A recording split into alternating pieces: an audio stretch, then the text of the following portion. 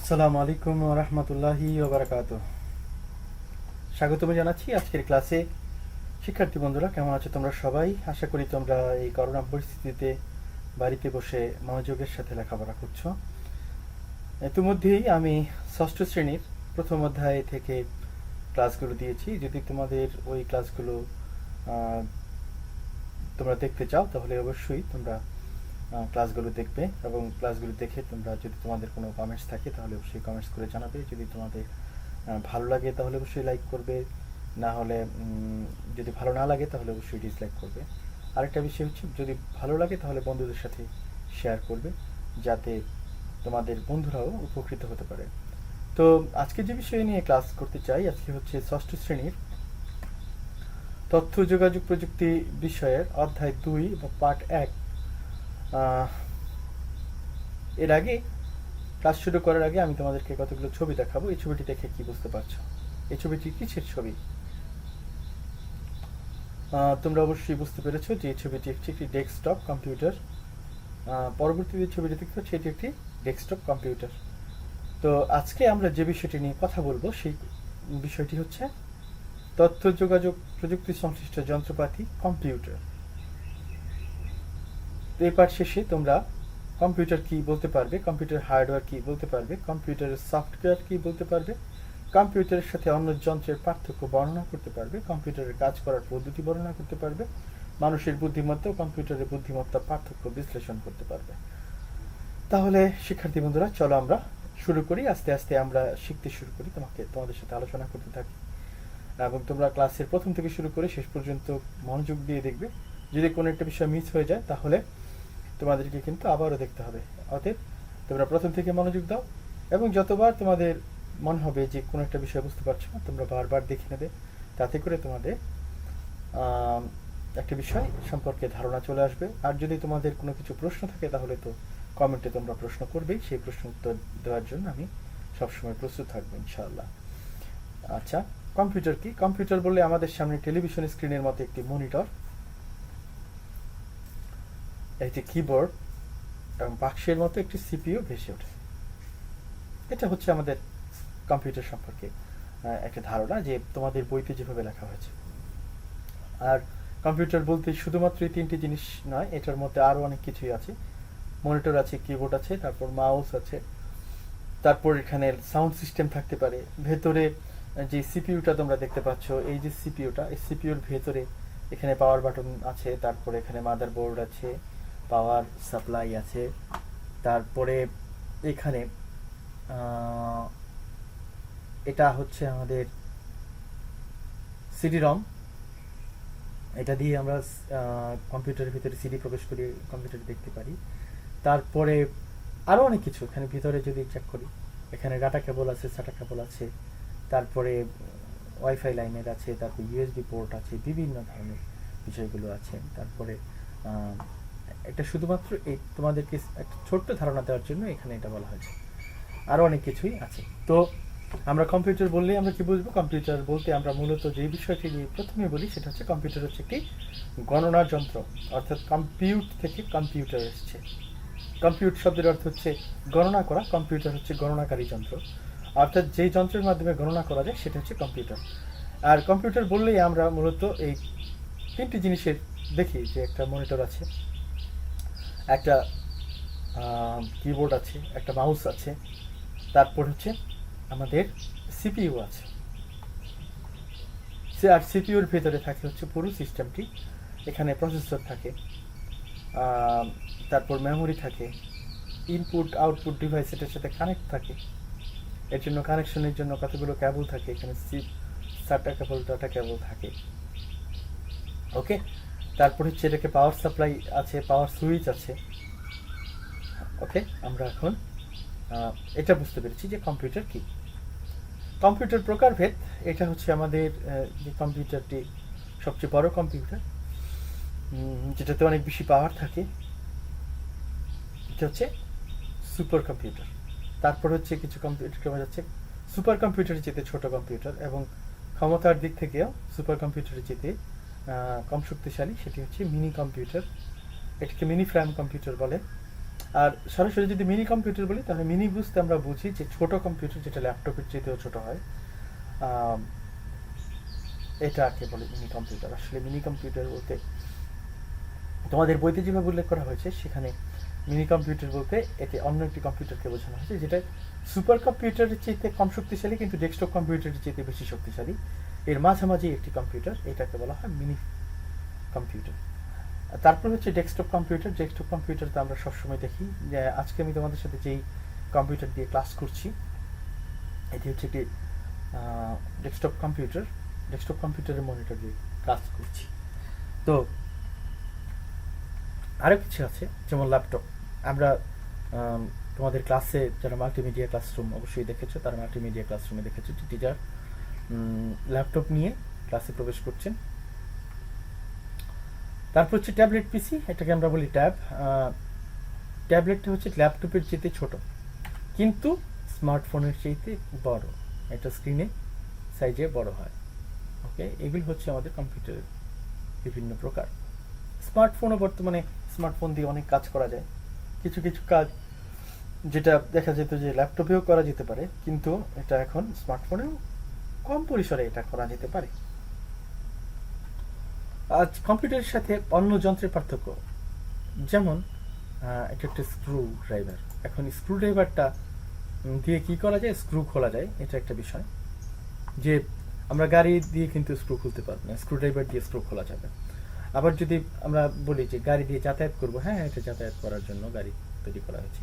কিন্তু যদি বলি গাড়ি দিয়ে স্ক্রু ড্রাইভারের কাজ করবো কিংবা গাড়ি দিয়ে আমরা কি করতে চাই, স্ক্রু খুলতে চাই, এটা কখনোই সম্ভব নয়। আবার স্ক্রু ড্রাইভার দিয়ে শুধুমাত্র স্ক্রু খোলা যায় কিন্তু স্ক্রু ড্রাইভার দিয়ে গাড়ি চালানো যায় না। এখানে একটা যন্ত্রের সাথে একটা যন্ত্রের পার্থক্য রয়েছে। কিন্তু কম্পিউটারের একটি বিষয় আছে, কম্পিউটার দিয়ে কিন্তু অনেক কাজ করা যায়।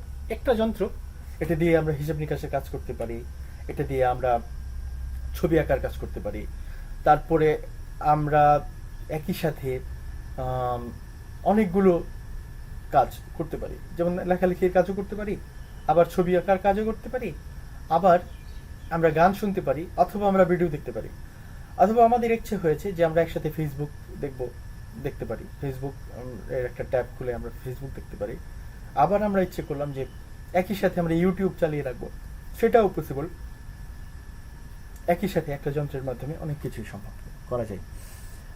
কম্পিউটার দিয়ে আমরা হিসাব নিকাশ করতে পারি, তারপরে আমরা ছবি আঁকতে পারি, একসাথে অনেক কাজ করা যায়, একটা যন্ত্রের মাধ্যমে অনেক কাজ করা যায়। এটা হচ্ছে একটি প্রযুক্তি, এবং এই প্রযুক্তির যে একটি ক্ষমতা, এই যন্ত্রটির যে এই ক্ষমতা, এই ক্ষমতাতে বোঝা যায় যে একদিন এই কম্পিউটার আমাদের বিশ্বে একটি বিপ্লব নিয়ে আসবে, অর্থাৎ আমাদের বিশ্বটাকে পরিবর্তন করে দেবে।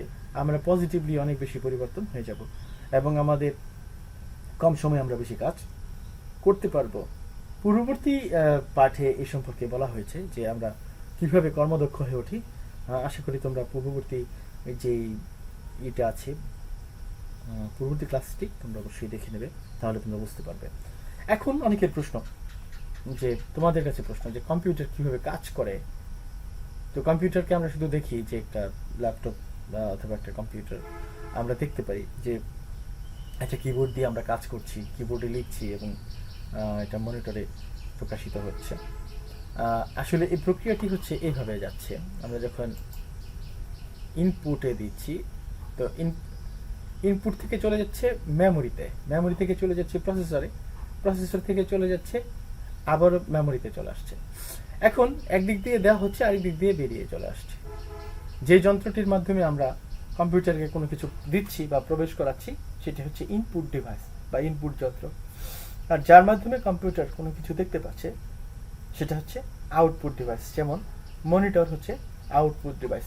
এই যে আমরা এখানে তোমরা দেখতে পাচ্ছ এই যে একটা তীর, এটা হচ্ছে মাউস পয়েন্টার। আসলে আমরা কি করছি, মাউস দিয়ে নড়াচড়া করছি এবং আমাদের এই স্ক্রিনের ভেতরে আমরা যাচ্ছি।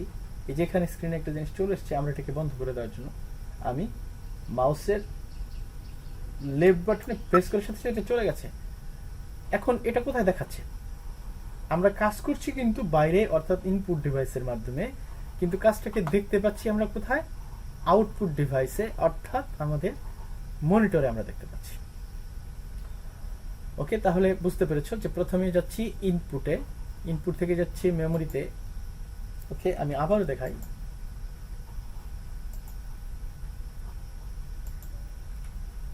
তো যাই হোক, আমি তোমাদেরকে বলছি যে ইনপুট থেকে প্রথমে যাচ্ছে মেমোরিতে, মেমোরি থেকে যাচ্ছে প্রসেসরে, প্রসেসর থেকে আবার চলে যাচ্ছে আউটপুটে।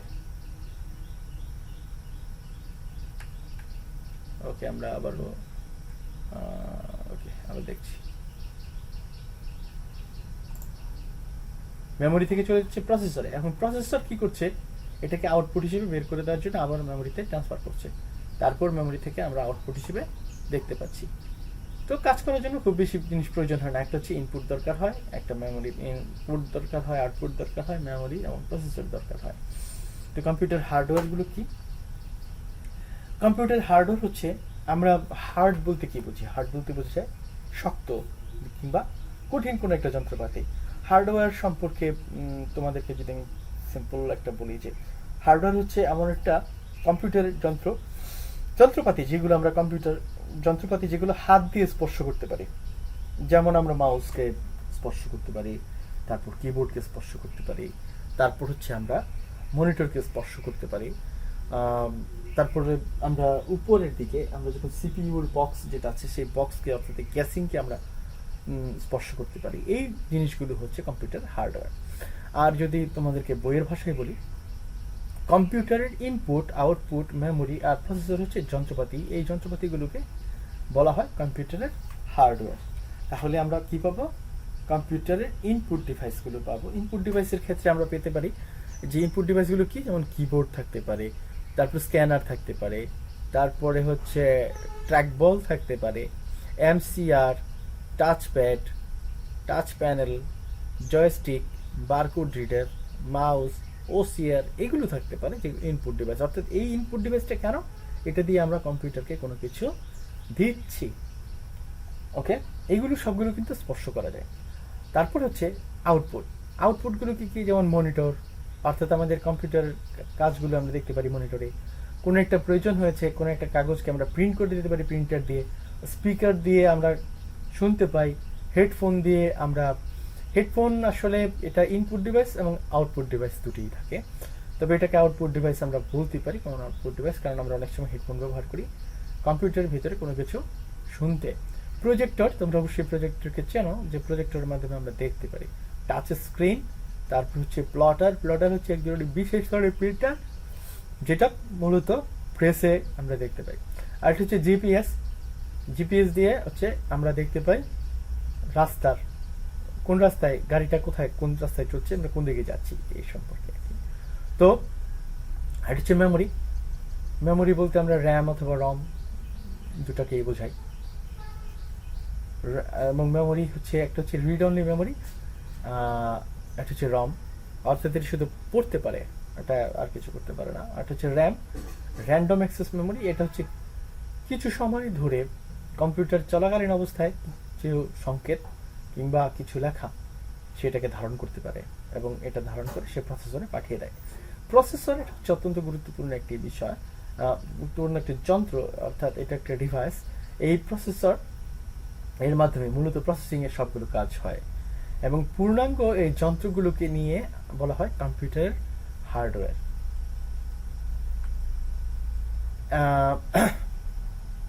ওকে, এখন কম্পিউটার সফটওয়্যার। সফটওয়্যার যদি বলি তাহলে বলা যায় যে কম্পিউটার মূলত এটা হচ্ছে একটি দেহ, মানে পূর্ণাঙ্গ যে হার্ডওয়্যারগুলোর কথা বললাম, যেমন ইনপুটের কথা বললাম, আউটপুট, তারপরে আমরা বললাম যে ইনপুট আউটপুট বলেছি, মেমোরি কথা বলেছি, তারপর বলেছি প্রসেসর। এই পূর্ণাঙ্গ এই প্রক্রিয়াটিকে, মানে এই সবগুলো মিলিয়ে হচ্ছে কম্পিউটারের দেহ। কিন্তু এই কম্পিউটারের দেহকে পরিচালনা করার জন্য তার প্রাণের প্রয়োজন। মূলত সফটওয়্যার এখানে প্রাণ হিসেবে কাজ করে, অর্থাৎ সফটওয়্যার মাধ্যমে কম্পিউটারে বিভিন্ন ধরনের কাজ করানো যায়। যখন লেখালেখির প্রয়োজন হয়েছে তখন অ্যাপ্লিকেশন সফটওয়্যার মাধ্যমে লেখালেখি, মাইক্রোসফট ওয়ার্ডের মাধ্যমে লেখালেখি, অফিস ক্যালক, এগুলো দিয়ে কাজ করা। বিভিন্ন ধরনের সফটওয়্যার রয়েছে, যেমন ছবি আঁকার জন্য অ্যাডোবি ফটোশপ, এর মধ্যে ছবির কাজ করার জন্য। তারপরে কিছু ডিজাইন করার জন্য আমরা ইলিস্ট্রেটর ব্যবহার করি, অ্যাডোবি ইলিস্ট্রেটর ব্যবহার করি। এই বিভিন্ন ধরনের উপাত্ত এখন আমরা কম্পিউটারে কাজ করছি, মেমোরিতে নির্দিষ্ট ধরনের উপাত্ত রাখতে হয়। অর্থাৎ আমি যদি লেখালেখি করতে চাই তাহলে আমাকে মেমোরিতে রাখতে হবে, ওই প্রসেসিং রাখতে হবে। যেমন আমরা যদি অফিসের কাজ করতে চাই তাহলে আমাকে এই সফটওয়্যারটি প্রয়োজন হবে, এই অফিস সফটওয়্যারটি প্রয়োজন হবে যদি আমরা আমাদের অফিসিয়াল কাজগুলো করতে চাই। আবার যদি চাই যে আমরা ছবির কাজ করব তাহলে আমাদের প্রয়োজন হবে ফটোশপ সফটওয়্যার। আবার যদি আমরা চাই যে আমরা ডিজাইনের কাজ করব, মুক্তভাবে ডিজাইনের কাজ করার জন্য আমরা এআই সফটওয়্যার অর্থাৎ অ্যাডোবি ইলাস্ট্রেটর সফটওয়্যারটি ব্যবহার করতে পারবো। এবং আমরা কি করব, এই মেমোরিতে নির্দিষ্ট ধরনের উপাত্তগুলোকে রাখবো এবং প্রসেসরে গিয়ে প্রসেস করবে এবং আমাদেরকে আউটপুট হিসেবে দিবে। কিন্তু এটা কখনোই সম্ভব নয়, কখন সম্ভব নয় যখন দেখা যাবে যে কম্পিউটারটি ঠিক আছে কিন্তু কোনো সফটওয়্যার দেওয়া হয়নি। আবার আমরা কি করতে পারি, গান শুনতে পারি, গান শোনার জন্য আমাকে সফটওয়্যার দিতে হবে, অর্থাৎ কম্পিউটারকে পরিচালনা করার জন্য সফটওয়্যার প্রয়োজন হবে। এবং এই ভিন্ন ভিন্ন কাজ করার যে প্রক্রিয়া, এটাকে করার জন্য সফটওয়্যার প্রয়োজন হবে। অর্থাৎ কম্পিউটার দিয়ে কাজ করতে হলে আমাকে মেমোরিতে কিছু নির্দিষ্ট উপাত্ত রাখতে হবে এবং এটা আমাদের প্রয়োজন মতো প্রসেসরে যাবে, এটাকে আউটপুট হিসেবে বের করে দেওয়ার জন্য কাজ করবে। এখন এই পুরো প্রসেসটাকে কাজ করার জন্য আমার প্রয়োজন হবে সফটওয়্যারের। এখন মানুষের বুদ্ধিমত্তা, কম্পিউটার বুদ্ধিমত্তার পার্থক্য। মানুষের মস্তিষ্ক হচ্ছে অনেক বেশি জটিল একটি প্রক্রিয়া। মহান আল্লাহ রাব্বুল আলামিন অত্যন্ত যত্ন করে এটাকে তৈরি করেছেন। একজন মানুষের মস্তিষ্ক এটা অনেক বেশি শক্তিশালী, সুপার কম্পিউটারের চাইতেও অনেক বেশি শক্তিশালী।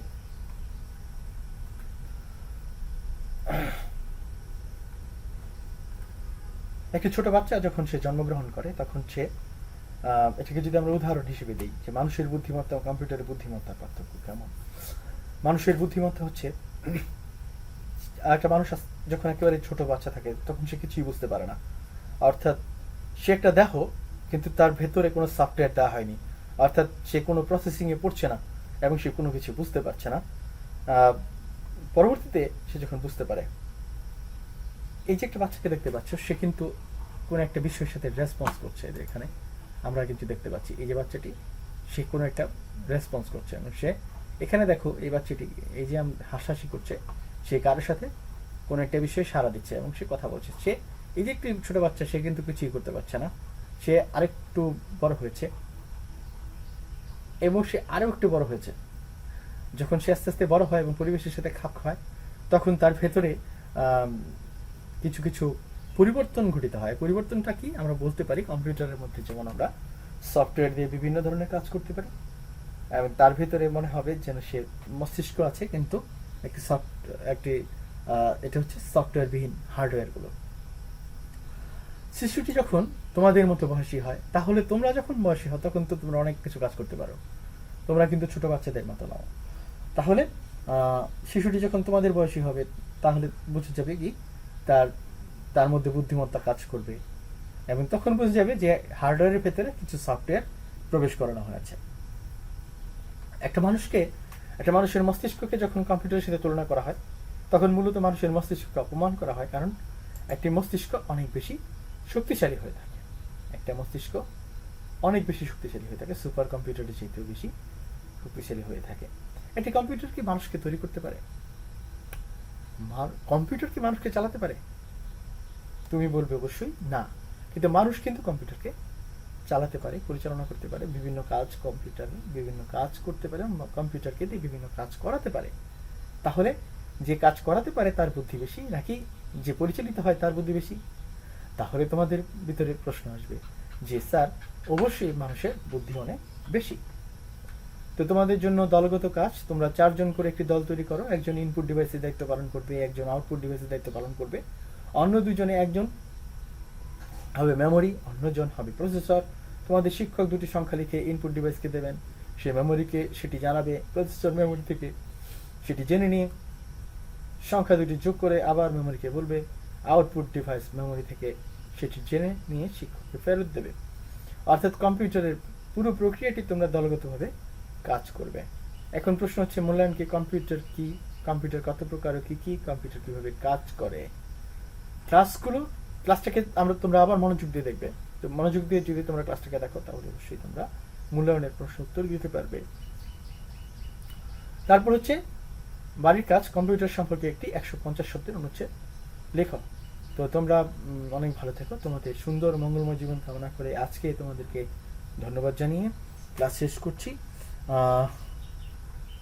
ভালো থেকো সবাই।